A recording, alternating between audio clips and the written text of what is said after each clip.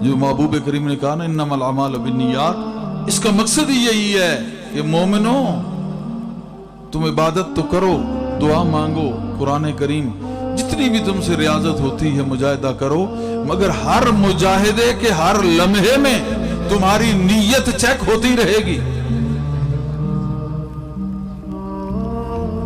ان چیزوں کو مد نظر رکھنا ہے آپ نے، خواتین نے بھی اور جینٹس نے بھی، دونوں نے، مردوں نے، کہ اس چیز کو مد نظر رکھنا ہے کہ کسی جگہ پہ کیا تمہاری نیت میں ذاتیات تو نہیں ہے، یہ تمہارے اخلاقیات کو تباہ کر رہا ہے۔ کوئی اخلاقیات نہیں۔ زبان کا میٹھا ہونا کس نے کہا اخلاق ہے؟ اخلاق تو اس نمونے کا نام ہے، وَإِنَّكَ لَعَلَىٰ خُلْقٍ عَظِيمٍ۔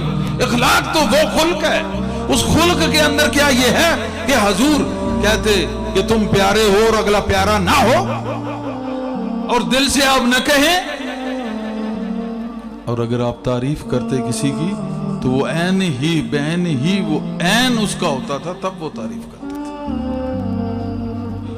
میں نے دیکھا ہے بعض لوگ زبانی کلامی کہہ دیتے ہیں، جو میں کہتا ہوں ہاں جی ٹھیک ہے اسی طرح ہی ہے، لیکن جب تک عملی طور پہ وہ چیز ظاہر نہ ہو، 20 30 40 50 جتنے سال مرضی ہے تم ریاضت کر لو، وہ فائدہ کبھی نہیں دے گا۔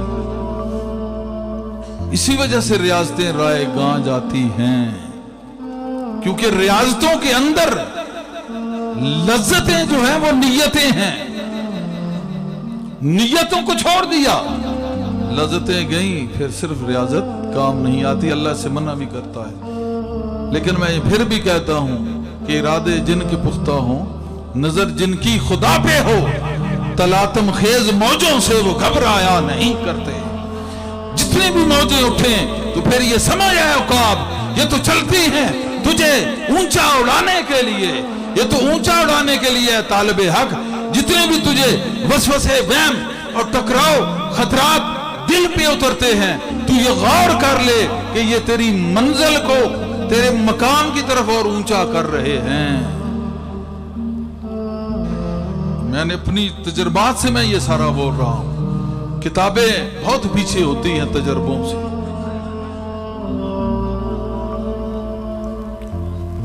جو انسان کو تپش ملتی ہے، آزمائش و مجاہدہ امتحان سے گزرتا ہے، تو اس کے دل کو جو بہار ملتی ہے، یہ اللہ ہی جانتا ہے یا پھر وہ بندہ جانتا ہے جس سے بیتی ہو۔